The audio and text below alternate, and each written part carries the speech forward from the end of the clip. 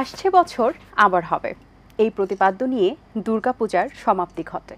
আর যে দিনে সমাপ্তি ঘটে সেই দিনই আজ মহাদশমী। দশমীর এই দিনে দুর্গাপূজার নানা রকম কাহিনী রয়েছে, যেসব নিয়েই আমাদের আজকের আয়োজন।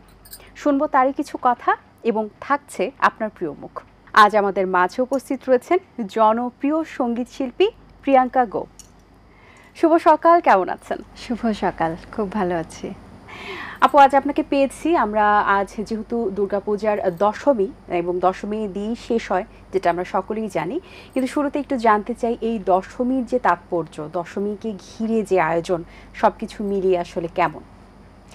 প্রথমেই সবাইকে আমি শুভ বিজয়া দশমীর শুভেচ্ছা জানাই। সকল আমার যারা দেখছেন আজকে অনুষ্ঠান, বিশেষ করে সনাতনী যারা রয়েছেন, কারণ আজকের এই দীর্ঘ এক বছরের অপেক্ষার আজকে শেষ দিন। মা চলে যাচ্ছেন কৈলাসে। তো আসলে আনন্দ মুহূর্তেই, মানে গতকাল রাত থেকেই মোটামুটি আমাদের সবার মন খারাপ হয়ে যায় যে মা চলে যাবেন। যদিও আসছে বছর আবার আসবেন, সেই অপেক্ষায় থাকবো, কিন্তু একটা দুঃখবোধ তো ভেতরে থাকেই। এত এই কদিনের একটা জমজমাট আনন্দময় মুহূর্ত, পরিবারের সাথে প্রতিমা দেখতে যাওয়া, প্যান্ডেল ঘুরে বেড়ানো, মজার খাওয়া, নতুন জামা কাপড় পরা, সবটা মিলে, এবং সেই সঙ্গে ভক্তি নিবেদন তো রয়েছেই। তো সবটা মিলে মনে হয় যেন এই চট করে শেষ হয়ে গেল এই ৩-৪ দিন। তো এটা একটা দুঃখ ভারাক্রান্ত মন থাকে, কিন্তু তারপরেও বিজয়ার যে আনন্দ, আমরা একে অন্যের সাথে আমরা বিজয়া পালন করছি, আমরা সিঁদুর পরিয়ে দিচ্ছি যারা বিবাহিত, সেই সঙ্গে মাকে আবার সুন্দর করে আমরা বরণ করে নিচ্ছি বিসর্জনের জন্য, মাকে নিয়ে যাওয়া, সবটা মিলে এটি আরেক ধরনের আনুষ্ঠানিকতা, যেখানে মানে সজল নয়নের সঙ্গে মাকে বিদায় দিচ্ছি ঠিকই, কিন্তু একটা ভেতরে আনন্দ থাকে, একটা ব্যাপার থাকে যে আমরা যেই জন্য মায়ের আরাধনা করি, অর্থাৎ অসুর বিনাশের জন্য। সুর আর অসুর, তো অসুর মানে সমস্ত খারাপ কিছুকেই বোঝায়। সেই খারাপ কিছুর বিনাশের জন্য মায়ের কাছে সবসময় প্রার্থনা থাকে, এবং সেই বিশ্বাসটা ভেতরে থাকে যে নিশ্চয়ই ভালো কিছু সামনে হবে। অবশ্যই। আপনি বলছিলেন যারা বিবাহিত, তা আমরা জানি যে তারা আসলে সিঁদুর খেলেন, এবং যারা অবিবাহিত তারা খেলেন হোলি। সো বিয়ের আগে এবং বিয়ের পরের পূজার মধ্যে আসলে ডিফারেন্স কি দেখতে পাচ্ছেন? অনেক পার্থক্য। তবে যেটা বলছি কিনা একটু ঠিক করে দিই, হোলি সবার জন্যই। যেটা হয়, আমাদের বিবাহিত নারীরা আমরা সিঁথিতে সিঁদুর পরি, শাখায় সিঁদুর লাগাই, মাকে সিঁথিতে সিঁদুর দিই, কিন্তু যারা অবিবাহিত তারা সিঁথিতে সিঁদুর পরে না, কিন্তু আমরা গালে লাগাচ্ছি বা তার অংশগ্রহণ করছে, সেটুকু ঠিক আছে। বিয়ের আগে তো এতটা আসলে আনন্দ পেতাম না। ওই সবাই মিলে মানে মায়েরা মা দুর্গাকে বরণ করে নিত, সিঁদুর খেলতো, সাথে আনন্দ হতো, নাচ হতো, সে তার মধ্যে একটু অংশগ্রহণ থাকতো, খাওয়া দাওয়ায় অংশগ্রহণ থাকতো। দশমীর দিন বেশ একটা ভালো ভুরিভোজের আয়োজন হয়, ততটুকুই আনন্দ ছিল। কিন্তু এখন আনন্দটা একটু ভিন্নভাবে হয়েছে। যেমন মাকে বরণ করে নিচ্ছি, মাকে সিঁদুর পরাচ্ছি, এবং একে অন্যকে সিঁদুর পরিয়ে দিচ্ছি, সেটার একটা আনন্দ, একসঙ্গে আনন্দ করছি, নাচ করছি, তার সঙ্গে বাচ্চাদের আনন্দ আছে, ওদের আনন্দের সঙ্গে ভাগাভাগি করে নেওয়া সেই মুহূর্তকে, সেই সময়কে, সেই আনন্দকে, এইটার অনুভূতি আসলে একদমই ভিন্ন। উৎসব মুখর একটি পরিবেশ। আমরা আরো আলোচনা করব পূজা নিয়ে, কিন্তু তার আগে আপনার কণ্ঠে একটি গান শুনে নিতে চাই। কোন গানটি শুনছি আমরা এখন? এবার পুজোয় আমার নতুন দুটো গান এসছে, তার মধ্যে একটি দ্বৈত গান আমার এবং সমরজিৎ রায়ের কণ্ঠে, তার ইউটিউব চ্যানেল থেকে এসছে। এটি একদমই আধুনিক গান, এটি সামির লেখা এবং সমরজিৎ রায়ের কথা, সুর, কম্পোজিশন। ওকে।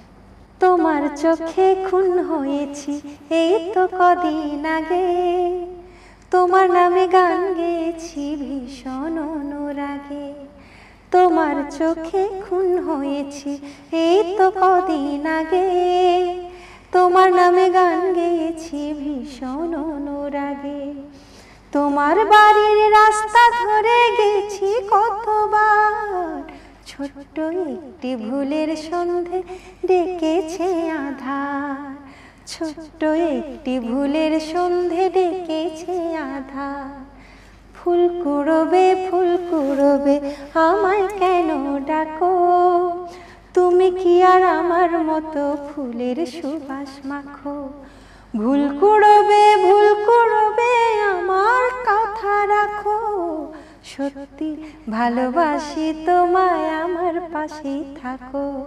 সত্যি ভালোবাসি তোমায়, আমার পাশেই থাকো। বাহ, চমৎকার একটি গান, চমৎকার সুর, মিষ্টি কণ্ঠে, মিষ্টি একটা গান। হ্যাঁ, আচ্ছা, আপনি বলছিলেন আপনার আরেকটি গান এসেছে, সেই গানটি সম্পর্কে একটু জানতে চাই। এটি আগমনীতে অর্থাৎ মহালয়া উপলক্ষে গানটি এসেছে, সেটি আবার আমার ইউটিউব চ্যানেলের জন্য। গানটি লিখেছেন শ্যামল দত্ত, সুর করেছেন পল্লব সান্যাল, এবং এর মধ্যে মানে ইতিমধ্যে আমার দর্শক শ্রোতারা গানটি শুনেছেন এবং ভালো সাড়া পাচ্ছেন। হ্যাঁ, তাদের কাছে বেশ ভালো লেগেছে। বা এই যে পূজার সময় গানগুলো কিন্তু বেশ চলে এবং সকলেই আসলে মুখিয়ে থাকেন যে পূজার সময় একটা নতুন গান আসবে, সেই গানে একটু সবাই আসলে নাচবেন, গাইবেন, ঘুরবেন, ফিরবেন। তো পূজার গানগুলো নিয়ে তো একটা আলাদা ধরনের প্রিপারেশন থাকে, একটা লং টার্ম বলা যেতে পারে যে এই বছর শেষের দিকেই কিন্তু সামনে বছরের পূজার গানের একটা প্রিপারেশন থাকে যে আগামী আসছে বছর আবার গান হবে আসলে। সো এই প্রিপারেশনটা কেমন ছিল? এই আমার এবারের পুজোর প্রিপারেশনটা ওই যে ভাবনাটা শুরু থেকেই ছিল, কিন্তু সেই ভাবনার প্রতিফলন ঘটাতে ঘটাতে আসলে সেই দেখা যায় শেষ মুহূর্তে এসেই কাজের প্রেশারটা অনেক বেশি পড়ে যায়। এবারও তাই হয়েছে। বিভিন্ন জায়গায় অনুষ্ঠান, মণ্ডপের অনুষ্ঠান, সবটা মিলে এত বেশি ব্যস্ততা গিয়েছে। এবং আমার আর সমরজিৎদার গান, আমাদের দ্বৈত গান গত বেশ কয়েক বছর ধরে দর্শকদের একটা বেশ ভালো লাগার জায়গা তৈরি করেছে আমাদের জুটির গান। তো এইটার জন্য সময় যেভাবেই হোক আমাদের বের করতেই হয়। একটা মিষ্টি ভিডিও করেছি আমরা। তো আর বাকি যেটা, আমার চ্যানেলটা একদমই নতুন, চেষ্টা করছি যে প্রত্যেকটা অনুষ্ঠানে বা প্রত্যেকটা আমাদের যে আনুষ্ঠানিকতাগুলো আসে সেখানে একটা একটা করে গান দেবার জন্য। সবসময় পারছি না, কিন্তু এই চেষ্টাটা জারি রেখেছি। তারই ধারাবাহিকতায় আমার এই গানটিও বেশ কিছুদিন আগে থেকে তৈরি করে রেখেছি। বেশ দারুণ। সো পূজার সময় তো খাওয়া দাওয়া এবং ড্রেস আপ নিয়ে একটা অন্যরকম আমেজ থাকে। খাওয়া দাওয়ার পার্টি একটু জানতে চাই, কি খেতে ভালো লাগে, প্লাস কি তৈরি করতেও ভালো লাগে? খেতে পুজোর সময় আসলে বেশিরভাগ সময় দেখা যায় যে আমরা খিচুড়ি, লাবড়া এই প্রসাদের মধ্যে দিয়ে থাকি, প্রসাদই খাই বেশি, এবং নিরামিষ আইটেমগুলোই বেশি থাকে। দশমীর দিন যে আমরা মৎস্যমুখী করি, অর্থাৎ মাছ, মাংস, এই আয়োজনগুলো থাকে। আর আমার আগে তো রান্না হতোই, বিশেষ করে ষষ্ঠী অথবা সপ্তমীতে বেশ আয়োজন করে রান্না বান্না করা হতো। এখন যেহেতু অনুষ্ঠানের একটু চাপ থাকে এবং সারা দিনটা ঘুরে বেড়াই আর সন্ধে অনুষ্ঠান থাকে, তো সারাদিন আসলে বাইরেই খাওয়া হয়, প্রসাদই খাওয়া হয়, এর মধ্য দিয়ে যায়। আচ্ছা, আর ড্রেস আপের ব্যাপারটা একটু জানতে চাই, কি কি থাকে আসলে? ছোটবেলায় যেটা হয় একটু নতুন জামা পরার একটা আমেজ থাকে, বড় হওয়ার সাথে সাথে সেটা ফেড আউট করতে থাকে। তবু যারা সঙ্গীত শিল্পী রয়েছেন, যারা সেলিব্রিটি রয়েছেন, তাদের প্রতি কিন্তু একটা আলাদা ধরনের আকর্ষণ থাকেন যে তারা কি পরছেন এবং নিজেকেও একটা ভালোভাবে রিপ্রেজেন্ট করতে সবাই পছন্দ করেন। সেই জায়গা থেকে কি কি কালেকশন ছিল এবার? নতুন জামার হ্যাঁ একটু ফেড হয় ঠিকই, কিন্তু তারপরেও নতুন সবকিছুর প্রতি সবারই ভালো লাগা আছে, আমারও বিশেষ ভালো লাগা আছে, এবং আমি সবসময় শাড়িই পরি। এবার একটু নতুন সংযোজন হয়েছে, এবার একটা ক্লোদিং ব্র্যান্ডের সাথে কাজ করেছি আমার পরিবার, আমার ছেলে মেয়ে, ওদেরকে নিয়ে।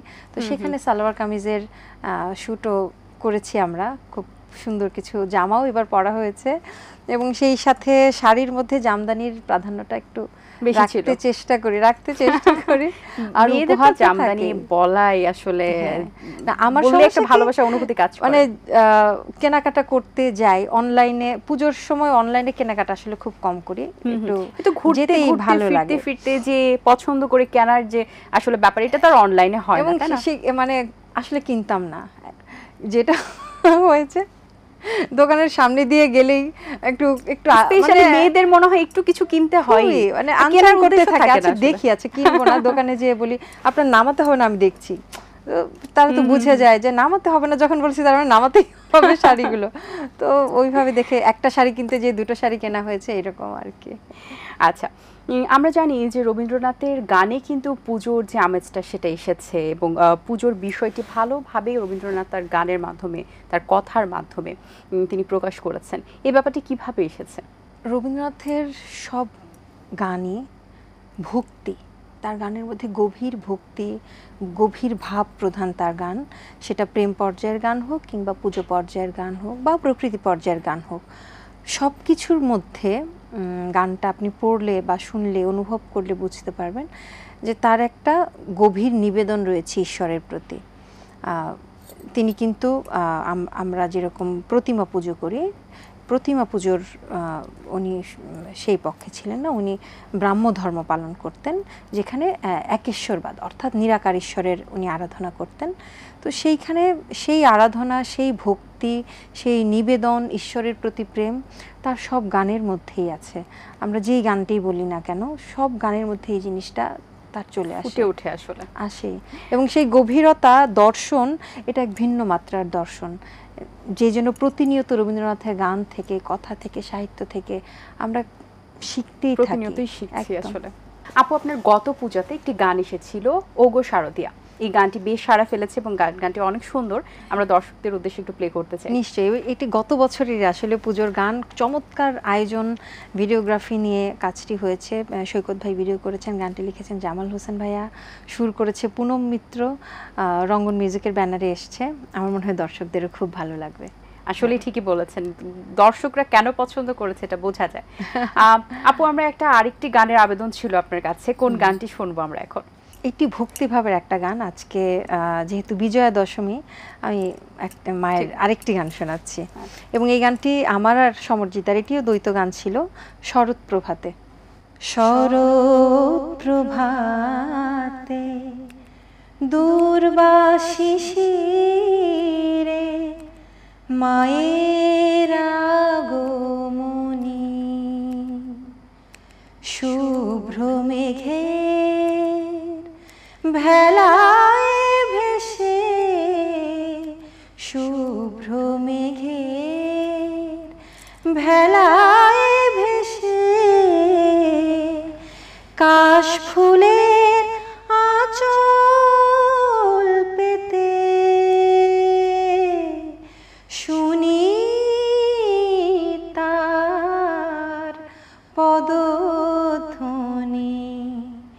শরৎ প্রভাতে দূর্বাসি শিরে মায়ের আগমনী। বাহ, চমৎকার, ধন্যবাদ আপু আপনাকে। ধন্যবাদ আপু, আমরা কিন্তু গানের যে যারা মানুষ রয়েছেন, যারা গানের সাথে যুক্ত আছেন, তাদের মধ্যে তো ভালোবাসার আমরা একটা সাধনা, ভক্তি দেখতে পেরেছি। এবং যদি রবীন্দ্রসঙ্গীতের কথা বলি, নজরুল সঙ্গীতের কথা বলি, ফোক বলি, এগুলো তো আমাদের আসলে ফোক যেমন আমাদের বাংলাদেশের ঐতিহ্য, বাংলা সংস্কৃতির ঐতিহ্য, সেরকম রবীন্দ্র নজরুলকে তো আমরা আসলে যত বিশ্লেষণ করতে যাই ততই আমরা যেন জানার, শেখার আসলে শেষ হয় না। সেখান থেকে যারা এখন নতুন প্রজন্মে গান গাইছেন, যাদের মধ্যে গানের সে ভক্তি বা সাধনা কি দেখতে পাচ্ছেন কিনা, নাকি বেশি দেখছেন, কেমন লাগে আপনার?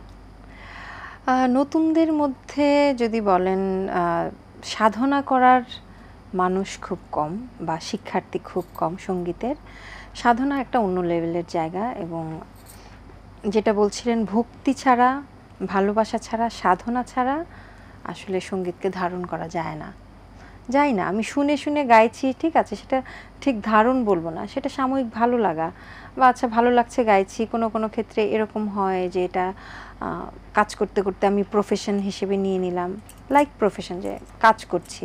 কিন্তু সত্যিকার অর্থে সঙ্গীতকে আপনি সাধনা না করলে ধারণ করা ভীষণভাবে মুশকিল। নতুন ছেলেমেয়েরা অনেকেই চেষ্টা করছে না তা নয়, কিন্তু যেটা হচ্ছে যে আমাদের এই সময় এবং পরিবেশ সবটা এত বেশি দ্রুত বয়ে যাচ্ছে, সব কিছু ফাস্ট, মানুষের সময় কম, ধৈর্য কম, আবেগ তাড়িত হয়ে যায় আমরা খুব বেশি, শান্ত থাকতে চেষ্টা করি, অশান্ত হয়ে উঠি।